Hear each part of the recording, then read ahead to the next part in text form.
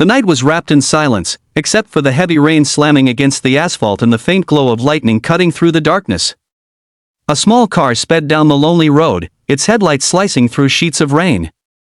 Inside sat Adam Khan, a weary single father, his tired eyes flicking between the road and the small photo of his daughter, Noor, taped to the dashboard.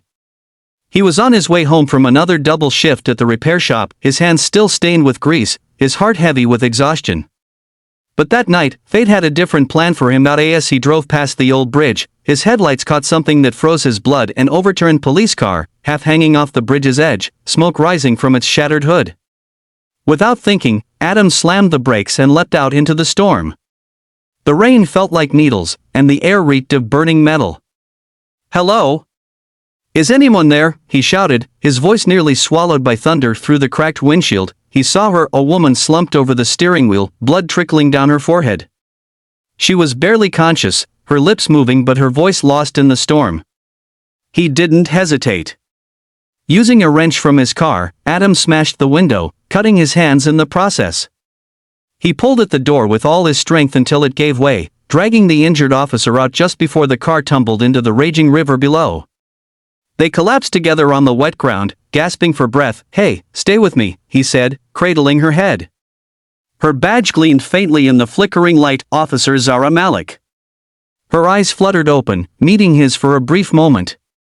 Why did you risk your life for me?" she whispered weakly. "Because someone once did the same for my wife," Adam said quietly. Before she could ask what he meant, she passed out in his arms. When Zara woke up in the hospital the next morning, the first thing she heard was her colleagues talking about her miraculous rescue.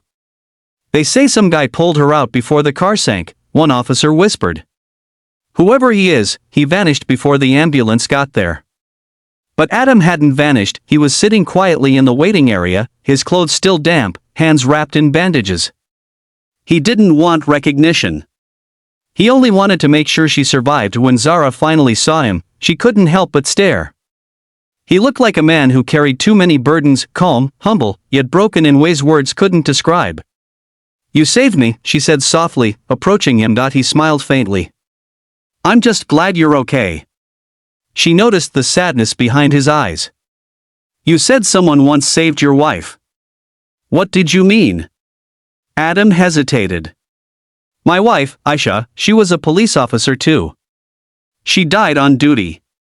Zara's eyes softened. "I'm sorry. Was it recent?" He shook his head. 3 years ago. They said it was an accident during an undercover mission. But I know it wasn't." Zara frowned. "What makes you say that?" Adam sighed. "Because the night before she died, she told me she'd found something, evidence of corruption within her department. Then suddenly, she was gone. And the case was closed like she never existed." A chill ran through Zara's veins.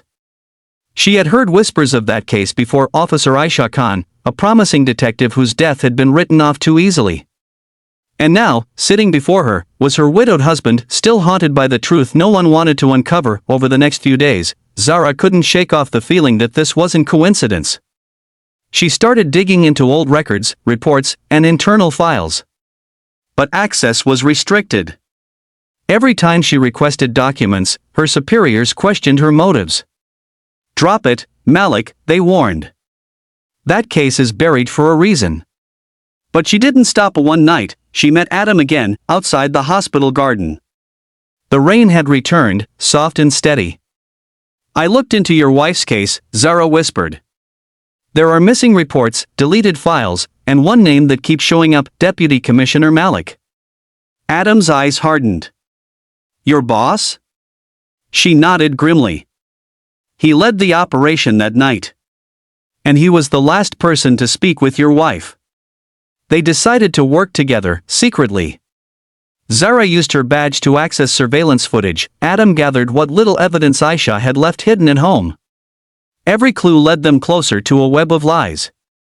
They uncovered proof that Aisha had been investigating a smuggling ring tied to high-ranking officers, including Malik himself. She had planned to expose them the night she died, but as they got closer to the truth, the danger grew. Zara started receiving anonymous threats. One evening, her car brakes failed while driving home. She barely survived. Shaken, she went straight to Adam. "They know," she said breathlessly.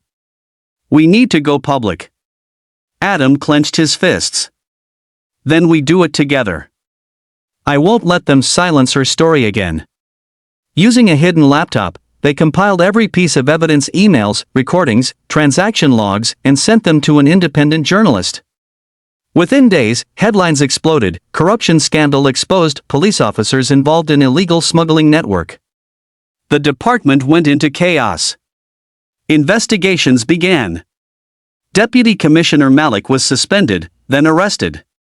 The truth finally came out: Aisha had been murdered to protect the secret. When the court reopened her case, she was declared innocent and posthumously honored for her bravery. The police force stood in silence as her portrait was unveiled. Zara, in full uniform, gave a trembling speech: "Some truths never die. They wait for courage to bring them to light." Adam stood quietly in the crowd, nor holding his hand. Tears filled his eyes as Zara placed a medal on Aisha's photograph. "She didn't die in vain," Zara whispered afterward, turning to him. He nodded. "She died for the truth, and the truth finally found its voice." Months later, life began to heal. Adam continued to raise Noor, his heart lighter than it had been in years. Zara often visited them, helping Noor with her homework, sharing stories of Aisha's courage. One evening, as the sun dipped below the horizon, Zara smiled softly at Adam. "You know, that night you saved me, maybe it wasn't an accident. Maybe fate wanted us to finish what she started." Adam looked at her, then at the sky where the stars shimmered faintly. "Maybe," he said with a gentle smile. "Or maybe she sent me to save you so you could help me save her name." The wind rustled through the trees, carrying a whisper that only he could hear: Aisha's voice, calm and proud. "You did it, Adam." And for the first time in years, the single dad who had once lost everything stood tall again, knowing his wife's truth had finally set them all free.